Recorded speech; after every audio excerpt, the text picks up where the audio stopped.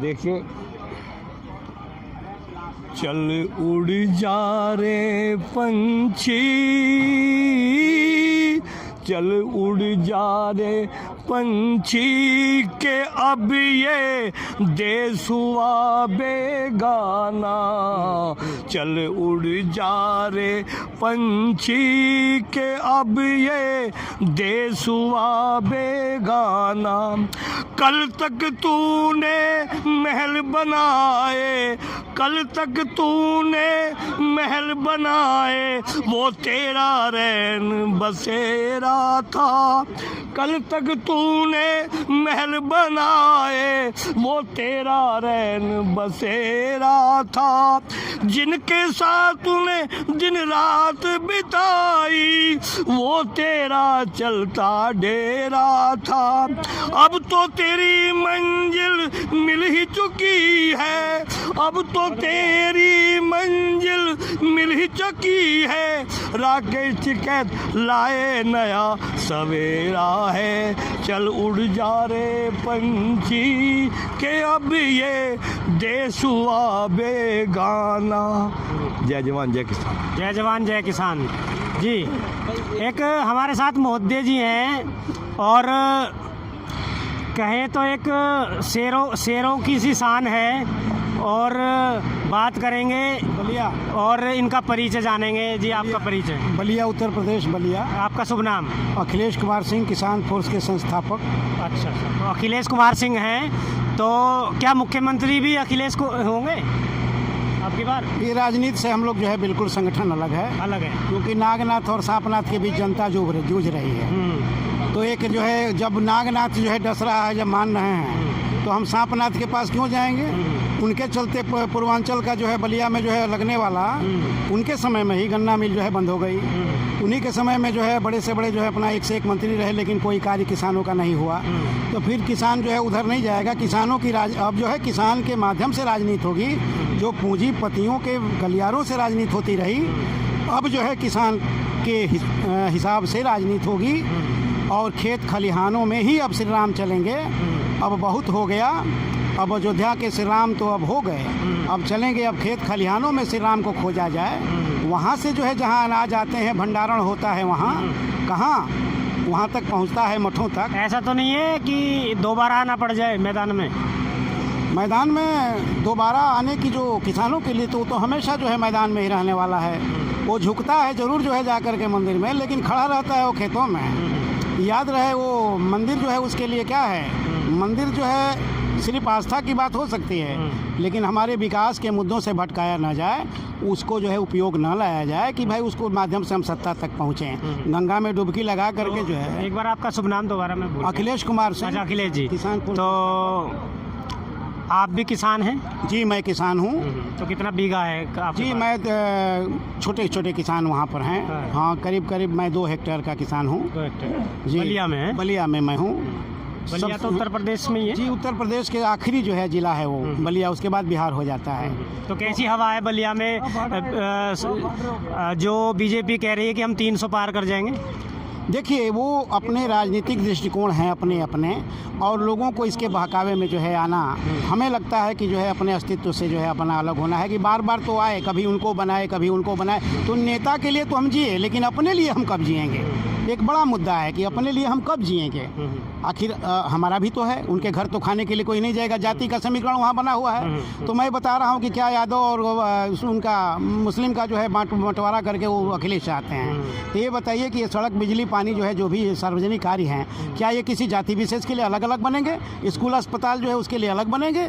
सबका जब एक मुद्दा होना चाहिए, तो हमारा विकास का मुद्दा यहाँ ठहराना चाहिए और जाति अलग होनी चाहिए। जाति को किनारे रखिए शादी ब्याह के लिए। कोई जीजा साला नहीं चुनाव करना है, यहाँ प्रतिनिधि का चुनाव करना है। इसलिए वहाँ पर जाना चाहिए हमें कि हमारा प्रतिनिधि कौन है। और एक बात, एक आदमी के नाम पर जो वोट हो रहे हैं, ये लोकतंत्र के लिए घातक है। ये बिल्कुल ही पूंजीवाद को बढ़ावा देने की बात है और डिक्टेटरशिप है। यहाँ तानाशाह का जो है मानवर्धन हुआ है। एक ही बात असली हुई है कि किसानों की एकता बनी है। मोदी जी को इसके लिए धन्यवाद। जो भी किसान आज जो है बिल्कुल लोकतंत्र में पीछे चला गया था, आज वो समझिए कि अब ये लग रहा है कि अब ये कृषि प्रधान और ऋषि प्रधान देश पुनः जो है अपनी उसको स्थापित करेगा। आज़ादी के बाद पहली बार ऐसा हुआ है। बहुत बहुत धन्यवाद आपका अखिलेश जी। मेरे साथ अंकल जी हैं और पहले भी मैं मिल चुका हूँ आपसे और दूसरी मुलाकात है जी। कुछ कहना चाहते हैं? इस भरी दुनिया में कोई भी हमारा ना हुआ, इस भरी दुनिया में कोई भी हमारा ना हुआ, इस भरी दुनिया में लोग तो रो रो के भी जी लेते, हम हंसे भी तो गुजारा ना हुआ। आसमां कितने सितारे हैं तेरी महफिल में, अपनी किस्मत का कोई भी सितारा। किसान आंदोलन की एक बहुत बड़ी उपलब्धि है कि यहाँ पे किसानों को सिंगर भी बना दिया इस आंदोलन ने।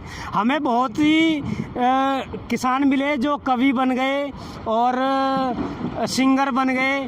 तो इस किसान आंदोलन की ये भी एक सबसे बड़ी उपलब्धि रही है जी। एक भाई साहब हमारे साथ हैं जिनका परिचय जानना चाहेंगे। संजीव कौशिक, मुजफ्फरनगर से हैं। तो मुजफ्फरनगर सिटी से जी, बताइए कुछ अपने विचार। किसान आंदोलन का कैसा अनुभव रहा, क्या? 380 दिन की तपस्या करी है मेरे अन्नदाता ने रोड के ऊपर बैठ के, और हिंदुस्तान के इतिहास में स्वर्णिम अक्षरों में ये लिखा जाएगा कि एक तानाशाह हमारी कंट्री में हुआ और उसने मेरे अन्नदाता को सारे काम धंधे छोड़ के, जब 2 कोरोना की लहर में हमारे हिंदुस्तानी लोग पूरे वर्ल्ड झेल रहा था, तो जिस किसान ने, जिस अन्नदाता ने दुनिया को दलिया रोटी ब्रेड पैदा करके दिया और जीडीपी को स्ट्रॉन्ग करने का भी काम किया, उसको रोड के ऊपर बैठाया। और वो स्वर्णिम अक्षरों में लिखा जाएगा कि मेरा अन्नदाता अपनी सभ्यता और मर्यादा के साथ और शालीनता के साथ 380 दिन निकालने के बाद अपनी बात को गूंगी और बहरी सरकार के कान में डाल के और घुमाने में और अपना आउटपुट निकाल के एक लोकतंत्र को बचाने का जो उन्होंने प्रयास किया था, तो स्वर्णिम अक्षरों में लिखा जाएगा कि आप मुजफ्फरनगर से हैं, स्वर्णिम अक्षरों में चुनाव है उत्तर प्रदेश में, तो कैसी आवाज़? मैं माफ़ी चाहूँगा, मेरा अभी सवाल, मेरी बात पूरी नहीं हुई। ये आने वाली जनरेशन के लिए भी बहुत बड़ा मैसेज है और मेरी कंट्री के लोगों ने ये अपनी लड़ाई लड़ते लड़ते पूरे हिंदुस्तान के लोगों की लड़ाई लड़ी है, बच्चे बच्चे की लड़ाई लड़ी है, और ना इसमें किसान की जीत हुई है, ना ही सरकार की हार हुई है। नो एनी डाउट, लोकतंत्र को बचाने में मेरा अन्नदाता कामयाब हुआ है और आने वाली जनरेशन को ये एक सबक दे के जा रहे हैं कि आखिरकार तानाशाह, गूंगी और बहरी सरकार से फाइट करने का तरीका यदि सीखना है, मेरे आने वाले यूथ को, जनरेशन को, बच्चों को, पढ़े लिखे बच्चों को, और तमाम तरह की गुगलियाँ उनसे कैसे अपने ऊपर झेलनी है, तो ये किसानों से सीखना पड़ेगा।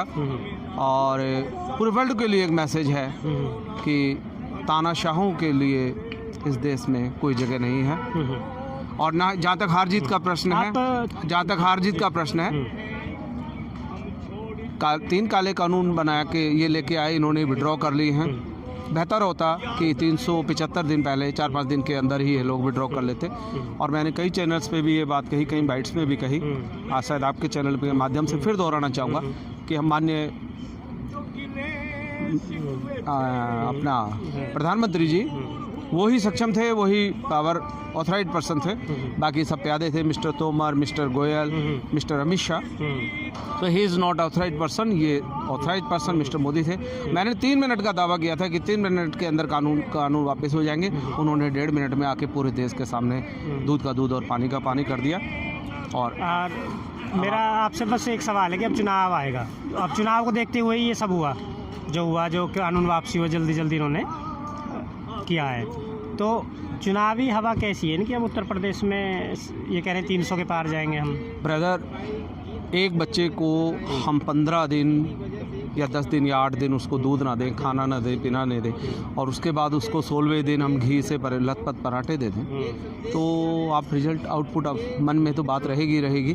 बाकी धन्यवाद नहीं करेंगे आरएसएस को हम लोग और बीजेपी को और उनके थिंक टैंक को कि आपने विड्रॉ कर लिए, हमारे ऊपर कोई एहसान कर दिया। इस देश में 1000 समस्याएं हैं और बेहतर होता कि इस समस्या को ये पहले सॉर्ट आउट करते, अपनी जीडीपी के ऊपर ध्यान देते, यूथ के लिए रोजगार, इंडस्ट्री, बिजनेस और मेरा एनसीआर के लोग और मेरी मतलब कंट्री के लोग आखिरकार क्लीन एयर के ऊपर हम लोग एनर्जी लगाते, क्लीन वाटर के ऊपर लगाते, और किसानों को खाद मिला नहीं मिला, एजुकेशन लोन, मतलब अब बहुत चीज़ें घोटाले हैं, बहुत कर्म कुकर्म हुए हैं। बट ये है कि ये बाबूजी ने अभी जो गाना सुनाया था बहुत ही दुख भरा गाना है और बड़ा जायज़ है, क्योंकि मेरा अन्नदाता पिछली सरकारों में भी लुटता पिटता रहा है। ऐसा कुछ नहीं है कि पिछली सरकारों ने कुबेर के खजाने इन लोगों के लिए खोल दिए थे, बट यह है कि पुरानी बातें हैं। बट मेरा अन्नदाता धन्यवाद का पात्र है कि तमाम तरह की गुगलियाँ इन्होंने झेली, खालिस्तानी, पाकिस्तानी, असली किसान, नकली किसान, पैसे लेके आए हैं, खेती वाले नहीं हैं, बट ठीक है, वेल डन, कांग्रेचुलेशन। और आप लोग जो मीडिया के लोग, मैं वही पूछने जा रहा हूँ कि सोशल मीडिया के लोग और ख़ास तौर से यूट्यूबर्स के लोग भी धन्यवाद के पात्र हैं, क्योंकि आप लोगों ने डे 1 से प्रोग्राम ये कवर किया और दूध का दूध, पानी का पानी, आप लोगों ने सर-धड़ की बाजी लगा के, जबकि कितने यूट्यूबर्स पे केस हैं, होने जा रहे हैं और वेट एंड वॉच आपके सामने आ जाएंगे। एक पत्रकार को हम जैसे लोगों ने बिना सपोर्ट के, विदाउट एनी जैक, बिना फाइनेंस सपोर्ट के किसानों का साथ दिया, और एक जो आंदोलन जब दबा दिया गया था, जब उसे एक चिंगारी दी और वो फिर बन के उभरा, और हर कोशिश की गई इस आंदोलन को तोड़ने के लिए। और ऐसे इस आंदोलन में आप गोदी मीडिया की क्या भूमिका? उन बच्चों का, उन बहन बेटियों का तहे दिल के साथ इस्तकबाल, वेलकम, कि वास्तव में उन्होंने अपनी टीआरपी के लिए काम नहीं करके, गवर्नमेंट के लिए काम ना करके, अपने ऑनर के लिए काम ना करके लिए अपने पेट के लिए काम किया और दूध का दूध, पानी का पानी किया। और बाकी जो मैसेज है कि गोदी मीडिया, मोदी मीडिया ने अपना रोल नहीं अदा किया, आप लोगों ने बेहतर तरीके से करा। आप लोगों की भी इस तपस्या में आहुति पूरी तरह से धन्यवाद।